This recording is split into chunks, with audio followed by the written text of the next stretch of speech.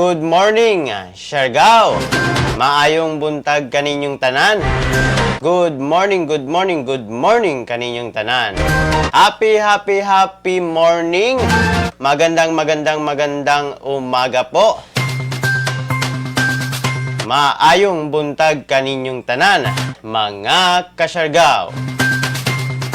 Balik na sab kita sa atong tulumanon sa atong programa Siargao TV News. Aron na paghatod kaninyo sa mga latest updates dinhi na sa atong isla sa Siargao, rehiyon sa Caraga, probinsya Surigao del Norte ug sa tibuok nasud Pilipinas. Maayong buntag kaninyong tanan, mga ka-Siargao. Good morning usab sa atong mga silingan nga kalungsuran o probinsya. Ilabi na ang Agusan del Norte, Agusan del Sur, Surigao del Sur ug sa Dinagat Islands. Maayong buntag kaninyong tanan. Good morning.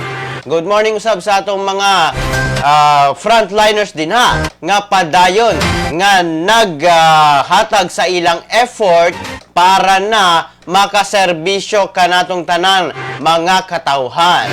Daghang salamat kaninyong tanan. Happy viewing sa atong mga viewers karon. Salamat kaninyong tanan. Maayong buntag kaninyong tanan. Ang atong programa alas 6 sa buntag, Lunes hangtod na sa Biyernes, mas gipasayong nga edisyon sa atong mga balita para na latest gayod ang inyong masabtan, ang inyong makita dinhi na sa atong programa Siargao TV News. Maayong buntag kaninyong tanan.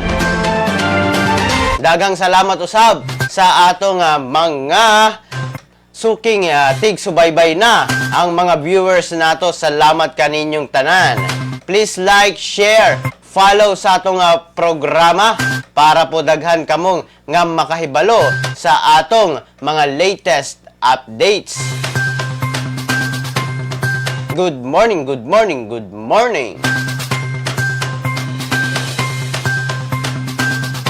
Maayong buntag, ilabi na sab sa atong mga tig-subaybay. Salamat. Karon ang mga headlines sa atong mga balita. Pamilya sa barangay Lower Patag Season nakadawat og hinabang gikan na sa local government unit. Samtang food packs o hygiene kits gipang-apod-apod sa upat ka barangay sa Bakwag. Samtang PNP Caraga gi-welcome ang bag-ong misurrender nga 15 ka NPA. Samtang mga magtutudlo, principals, WINS coordinators, focal persons, and members of the school WINS Technical Working Group gidani nga mag-enroll karon sa free massive open online course alang na sa WINS program sa Department of Education. Samtang mga katring nga na-produce sa Katre Carpentero program, opisyal na nga gi-turn over sa Municipal Care and Containment Center sa Dinagat. Samtang 33 ka barangay sa Butuan City ipailalom sa MECQ. Samtang Department of Health andam sa bisan unsa nga investigasyon batok na sa ahensya. Samtang Philippine Red Cross mihatag og COVID-19 testing supplies sa RITM. Mao kana mga ka-Siargao ang atong latest na mga headlines karong adlaw. Happy morning kaninyong tanan. Dili na ta maglangan mga ka-Siargao, atong pagasayron karon ang kahimtang sa atong panahon.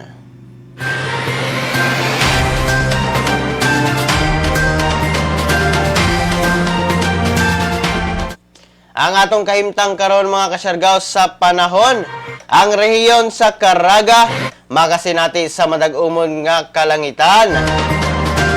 Inubanan sa katag-katag nga pag-ulan, kilat o pagpanalugdog tungod kini sa ITCZ kon Intertropical Convergence Zone. Ang ubang parte sa Mindanao makasinati sa panalagsang pagdag-om ngadto na sa madag-umon nga kalangitan. Inubanan sa katag-katag nga pag-ulan, kilat o pagpanalugdog tungod na sa ITCZ. Hinay nga hangin ang magagikan sa habagatang silangan ngadto na sa variable nga direksyon o hapsay ang pagbalod sa atong mga kadagatan mga kasyargaw. Sumala pa nga ang Intertropical Convergence Zone ang nakaapekto karon sa atong panahon dinhi sa Caraga Region sa atong probinsya Surigao del Norte. Samtang mga kasyargaw, nisubang ang haring adlaw ganinang alas 5:24 sa buntag.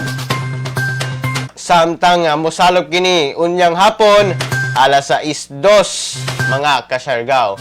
Mao kana ang latest update nato mga kasyargaw. Ilabi na sa kaimtang sa atong panahon karong adlaw. Naibalo naman kita nga kagahapong adlaw adunay mga pag-ulan o kagabi adunay pag-ulan. Nakita nato sa atong screen mga kasyargaw nga adunay gyapoy pag-ulan nga atong masinati sa mga mulabay nga mga oras. Samtang unang katikaran sa mga balita dinhi na sa Siargao TV News. Pamilya sa Barangay Lower Patag Sison nakadawat og hinabang gikan na sa LGU. Gipangunahan mismo ni Sison Mayor Carissa Pitalvero Paronya ang pagpanghatag og hinabang ngadto na sa mga pamilya sa Barangay Lower Patag, munisipalidad sa Sison. Sumala pa nga nakadawat kini og tigtunga sa sakong nga bugas gikan sa LGU Sison, ingon nga padayon nga pagpanghatag sa tabang ngadto na sa mga pamilya nga naapektaran sa pandemic. Gikalipay usab ni Mayor Carissa ang suporta sa Barangay Council sa maong barangay, ilabi na sa Barangay Captain niini nga si Rodrigo Lambos Sr. Samtang grabe nga pasalamat sa mga residente o pamilya nga nahatagan sila og tabang, ilabi na sa bugas. Atong makita sa atong screen mga kasyargaw ang pagpanghatag sa bugas sa atong mga katawhang katawhan sa Sison, ilabi na sa pagpanghatag sa tunga sa sako nga mga bugas. Mao kana ang latest updates mga kasyargaw dito na sa Sison. Samtang sa laing bahin sa atong mga balita, food packs o hygiene kits gipang apod-apod sa upat ka barangay sa Bakwag. Mismong nangunay sa pagpang-apod-apod sa food packs o hygiene kits sa Barangay Pungtod, Cambuayon, Payapag o Pautaw si Bakwag Mayor Felicissimo Sibedo nga giasistiran sa MSWDO kun Municipal Social Welfare and Development Office Bakwag o Municipal Disaster Risk Reduction Management Office Bakwag o Bakwag Municipal Police Station o Surigao del Norte, 2nd Mobile Company Philippine Army, samtang o Philippine National Police, samtang ang mga persons with disability sa Barangay Cambuayon o Pautaw ang nahatagan usab og food packs og hygiene kits, samtang mismong si Vice Mayor Sheila Orquino Cebedo ang mihatag og cash gifts sa tanang senior citizen sa maong mga lugar. Atong makita mga kasyargaw sa atong screen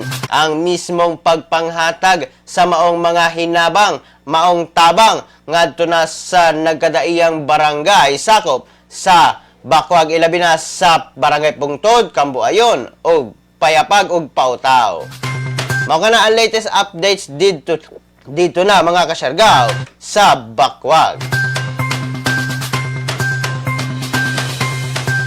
Happy viewing kang Aileen Badeng, Arlene Parame, Junmar, Jennicar Daniel, og Marcel. Daghang salamat kaninyong tanan. Happy viewing kaninyong tanan, mga kasyargaw.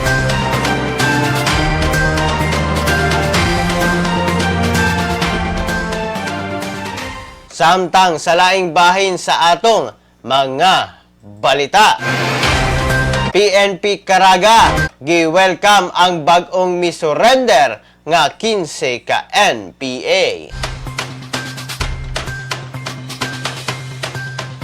15 ka buok nga miyembro sa New People's Army, mga kasyargaw, gikan na sa Nasipit, Agusan del Norte, ang gi-welcome karon sa PNP Caraga. Human kini misurrender sa Regional Mobile Force Battalion niadtong June 16, 2020. Naila ang maong mga surrendery nga si Ka June, usa ka active squad medic, ka CJ og ka Terang, ang duha pareho nga revolutionary tax collector, samtang ang 12 niini mga milisya ng bayan gikan sa Guerrilla Front 4A nga sumala pa misurrender usab sa kalibre 38 nga pusil, 357 revolvers o 25 ka rounds o 25 rounds nga bala. Kini pinaagi na sa gipa-identify pa nga kampanya sa PNP o ubang concerned agencies, ilabi na aron mahunong na ang local communist o armed conflicts sa rehiyon. Sumala ka nga Police Brigadier General Joselito Esquivel Jr., ang PRO 13 Director, nga ang maong mga misurrender gusto na nga makasinati og tinud-anay nga kalinaw. Mapasalamaton usab ang maong direktor sa mga local chief executives o mga lokal nga opisyal nga supportive o committed sa pagsumpo sa local insurgency sa rehiyon sa Caraga. Nasayran usab nga ang kalisod sa kinabuhi, pang-abuso o korupsyon sulod sa NPA organization ang nagtukmod kanila aron mo surrender sa atong gobyerno. Mao kana ang latest updates, mga kasyargaw. May tungod na dito na sa PNP Caraga. Samtang sa padayon nato nga kausa, mga kasyargaw, dini na sa atong programa Siargao TV News. Ang atong programa nakihiusa sa Department of Health. May tungod na sa pakigbatok sa COVID-19. Atong ipakita kaninyo ang maong kampanya sa DOH. Sa pagpakigbatok sa COVID-19 sa atong nasod, importante ang kooperasyon sa matag usa. Ang pagpuyo sulod sa atong balay maoy usa sa pinakasimple apan pinakaepektibong pamaagi aron dili makakalat ang virus. Pananglit, ikaw kining tuldok, himsog og baskog. Nigawas sa balay, ang wala nimo mahibaw-i, may nakahimamat kag tawo nga naay COVID-19. Timan-i, lisod mailhan kung kinsa ang dunay virus. Apan dali kaayo kining mapasa sa uban. Mahimong napasa na di ay niya ang virus nga anha nimo. Sa dihang miubo siya o mihatsing o posibleng natakdan na kay nakagunit sa parehong mga butang nga kontaminado. Karon, aduna kanay COVID-19. Giisip ka na nga carrier nga makapanakod sa uban. Kay basin mulutaw paglabay pa sa pipila ka adlaw ang sintomas sama sa ubo, sipon, paglisod o ginhawa ug hilanan. Mahimo pud nga wala kay gibating sintomas. Apan makapanakod gihapon ka pag uli nimo sa balay, mahimong makapanakod ka sa imong pamilya. Apil na ang imong lolo ug lola o mga ginikanan nimo nga may edad na. Sila ang adunay pinakahinay nga depensa batok sa virus. Ang adunay sakit sa kasing-kasing, diabetes, high blood ug uban pang pre-existing conditions ug ang mga mabdos, hinay ug ang pangbatok sa COVID-19. Kung naakdan ang tawo nga hinay ug immune system, mahimong makaangkon siya og seryoso nga sakit ug kinahanglan nga dad-on sa ospital. Sa padayong pagawas sa panimalay ug sa pag-adto sa mga pampublikong lugar, mahimo kang makatakod og tulo pa ka tawo. ug sila makapanakod og mas daghan pa. 20% sa natakdan mahimong maospital, managhan ug managhan kini samtang mikatag pa ang virus. Sa nakadaghang pasyente sa COVID-19, may daghan pang dunay sakit nga anaa sa mga tambalanan.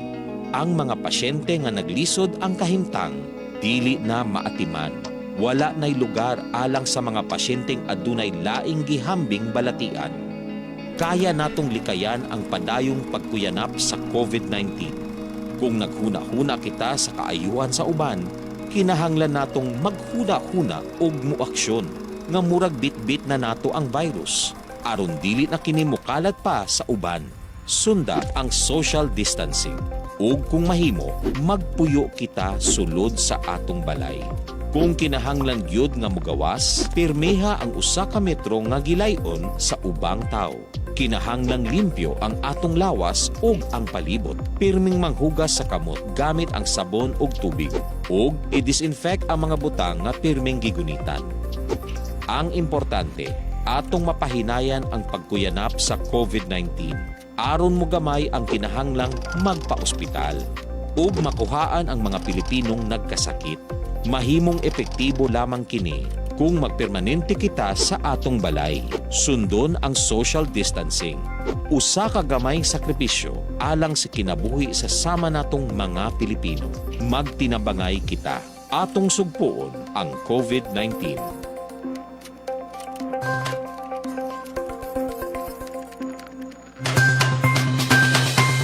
Mao kana mga kasyargaw, ang pahinumdom ang kampanya sa Department of Health para na sa pakigbatok nato sa COVID-19.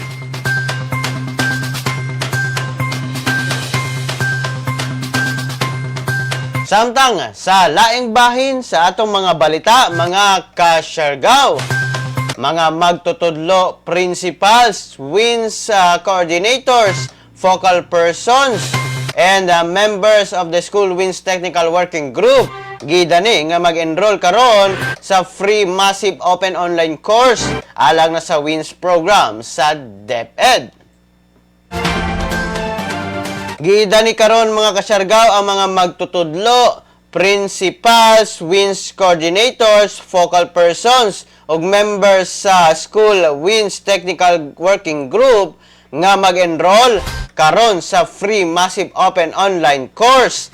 Maitungod na sa WINS kun Water, Sanitation and Hygiene in Schools program sa Department of Education. Kini nga course aron ma-equip ang mga learners sa pag-implementar o pag-manage sa policy o guideline alang sa comprehensive water, sanitation ug hygiene in schools kun WINS program. Sumala pa nga ang pag-implementar sa WINS program ang crucial karon sa DepEd COVID-19 response o learning continuity plan. Dugang pa nga ang pag-improve sa WINS sa school level required aron ma-meet ang minimum health standards ug masiguro ang proper hygiene nga ma-practice sa mga learners ug DepEd staff kung mag-abli na ang klase. Sumala pa nga self-paced online course kini nga pagahimuon gikan na June 15 hangtod na sa August 21, 2020. Mao kana ang latest updates mga kasyargaw sa DepEd National. Ilabi na sa pagpahigayon nila sa free massive open online course alang na sa WINS o Water, Sanitation and Hygiene in School program. Samtang mga kasyargaw, mga katre nga na-produce sa Katre Carpentero program, official na nga gi-turn over sa Municipal Care and Containment Center sa Dinagat. Gipanguluhan mismo mga kasyargaw ni Governor Kaka Bag-aw, ang gobernadora sa Dinagat Islands, ang pag-turnover sa 150 ka mga katre o bed Municipal Care and Containment Center sa 7 ka munisipalidad sa probinsya sa Dinagat. Uban sa mayor sa San Jose nga si Mayor Engwi Hiro Ecleo og ang Cagdiano Mining Corporation Resident Mine Manager Engineer Arnilo Milaor. Sumala pa nga ang maong mga katre o beds gikan na sa programa sa Dinagat nga Katre Carpintero Program sa Provincial Interagency Task Force COVID-19. Mao ka na mga kasyargaw ang latest updates nato dito na sa Dinagat Islands. Samtang karong adlaw mga kasyargaw, ang atong horoscope karong buntaga. Sa Aris mga kasyargaw, dunay maguba nga electronic gadget kinahanglan ayuhon kay mahal og mapalitan og bag-o. Lucky number nimo karon 53, 44, 42, 19 og ang lucky color royal blue.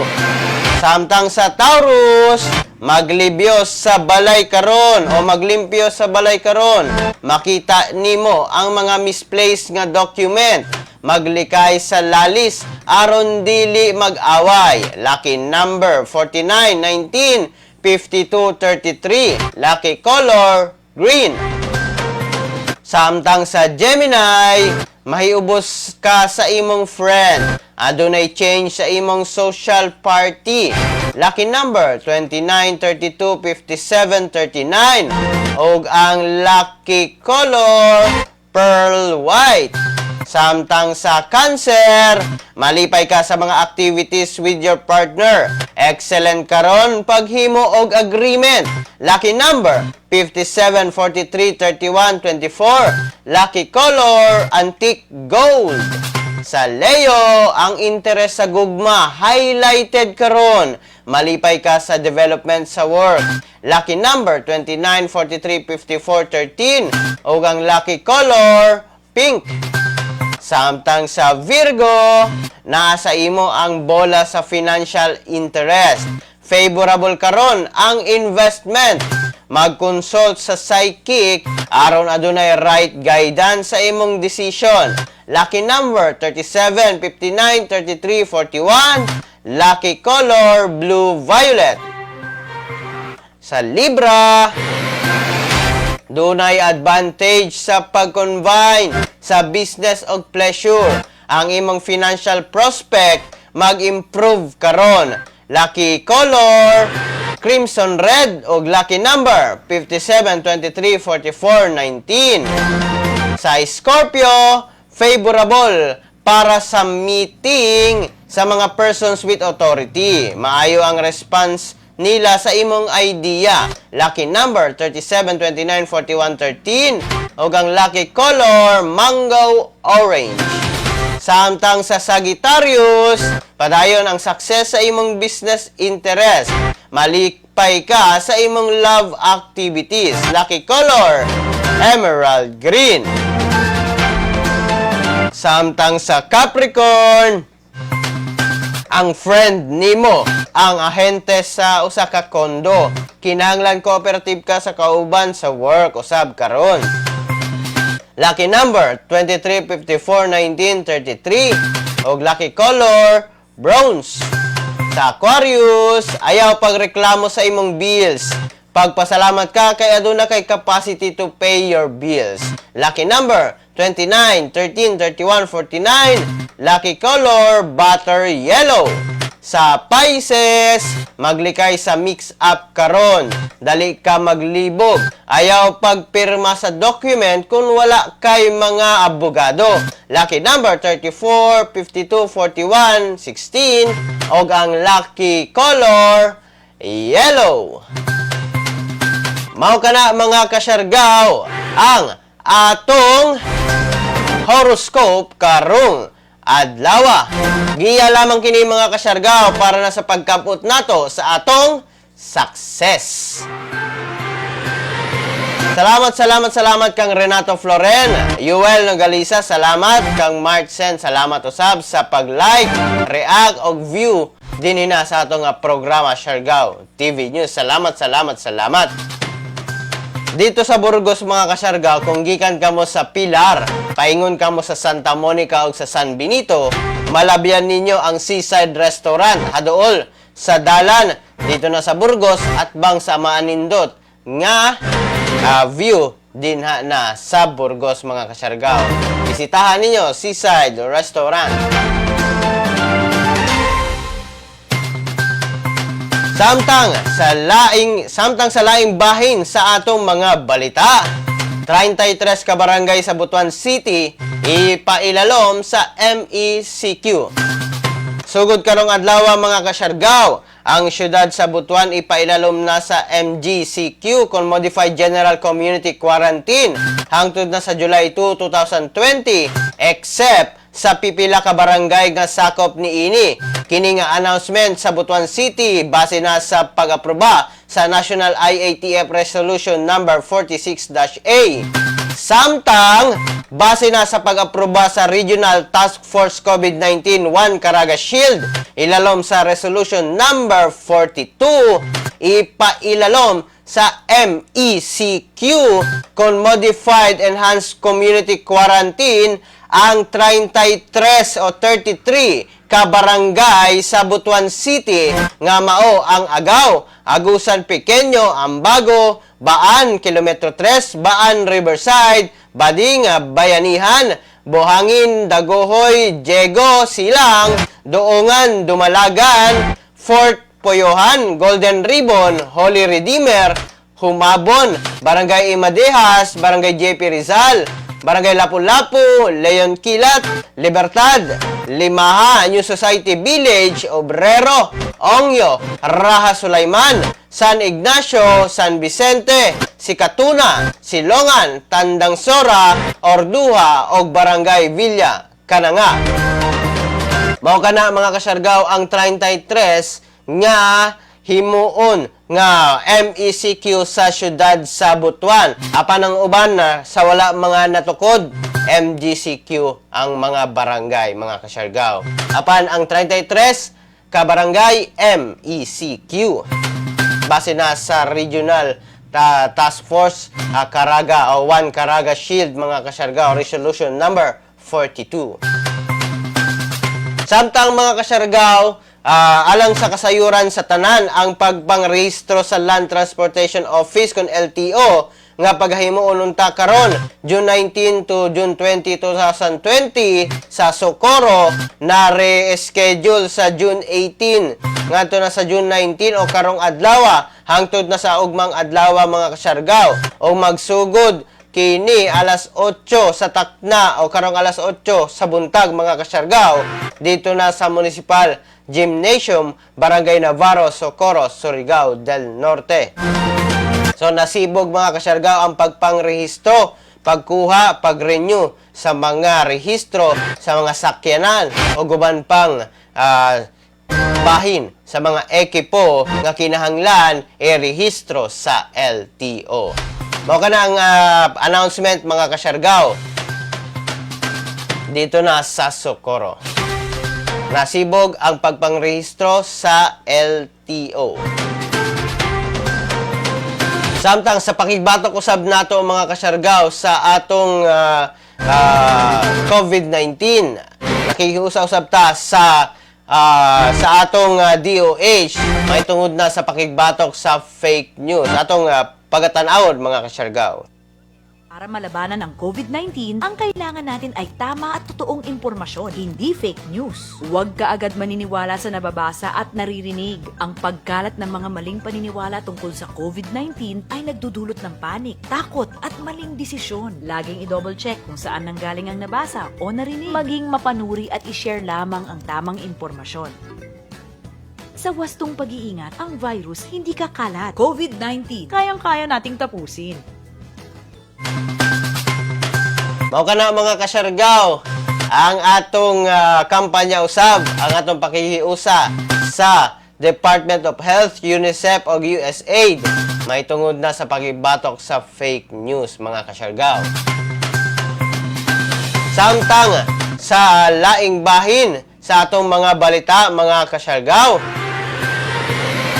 DOH andam sa bisan unsa nga investigasyon batok na sa ahensya.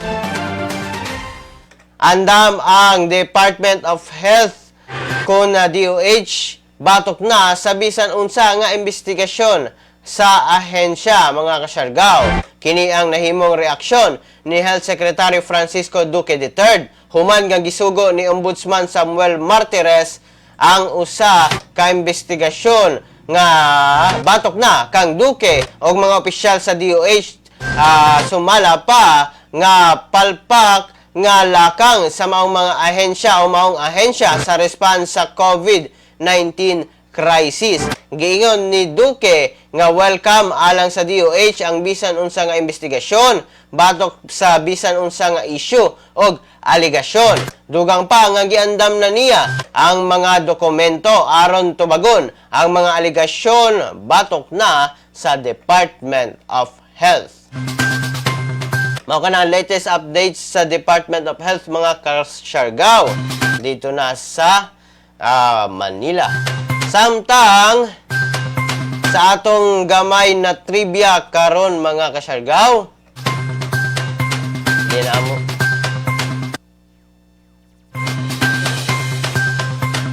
Sa atong gamay nga history o trivia, mga kasyargaw, hibalo ba mo, mga kasyargaw, nga karong adlaw o petsaha June 18 tuig 1908, mga kasyargaw, na-establisar o na-establish ang University of the Philippines din na sa atong nasod Pilipinas.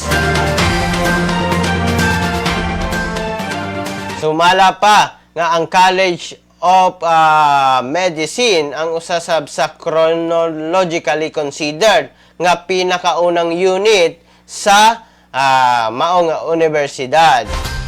Gitawag kini sa una nga Philippine Medical School nga gi-create o gimugna binasi na sa Special Act natong December 1, 1905. Apan karong adlaw June 8, mga kasyargaw, June 18, 1908, gimugna ang University of the Philippines. Samtang niatong June 18 gihapon, mga kasyargaw, 1928, ang American aviator nga si Amelia Earhart nahimong pinakaunang women o first women nga milupad across the Atlantic Ocean nga milanding sa Berryport, Wales, sakay sa eroplano, mga kasyargaw. Mao kana ang sa June 18, 1928. Samtang June 18, 2001, mga kasyargaw, labi na avid fan sa Fast and Furious. Pinakaunang premiere sa The Fast and Furious niatong June 18, 2001, mga kasyargaw. Lakip si Paul Walker, Vin Diesel og Michelle Rodriguez. Mao kana ang atong gamay lamang na trivia alang na kaninyo, mga kasyargaw. Unta na nakahatag kini og sakto nga mga impormasyon, nakahatag kini og trivia kaninyo, mga kasyargaw. Kay panagsa na lang ta makadungog sa mga trivia nato sa mga niagi o mga nilabay na mga katuigan, mga kasyargaw. Samtang sa laing bahin sa atong mga balita, Philippine Red Cross mihatag og COVID-19 testing supplies sa RITM. Nagpadala na ang Red Cross sa ilang mga kahimanan nga makatabang sa gipahigayon nga COVID-19 testing sa Research Institute for Tropical Medicine kon RITM.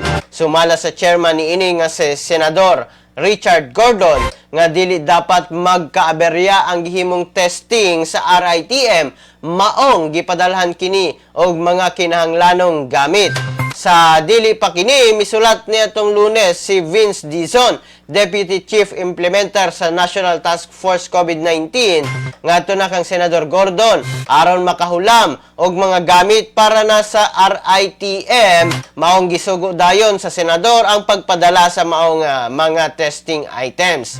Samtang gisiguro ni Deputy Chief Implementer Vince Dizon nga ila dayon pulihan ang mga gipahulam nga testing items sa oras nga moabot na ang ilang gi-order gikan sa China. Samtang mga kasargaw sa atong latest updates sa COVID-19, mga kasargaw. Sa atong latest update sa COVID-19, sumala pa nga June 17, 4 p.m. kagahapon, ang Department of Health may report sa kinatibuk ang COVID-19 confirmed cases nga 27,238 mga kasargaw. Adunay nadugang nga 342 nga fresh cases, samtang 115 ang late cases, mga kasargaw. Samtang sa maong mga fresh cases, 45 out of 59 ang ana-ana karon sa current operational laboratories. Naana sila karon didto.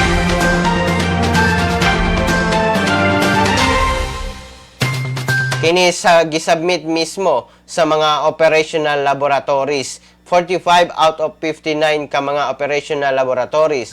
Samtang adunay 268 ka naka-recover mga kasyargaw bahay na sa COVID-19 nga miabot na ang kinatibuk-ang naka-recover sa 6,820, samtang ang mga nangamatay ana sa 1,108.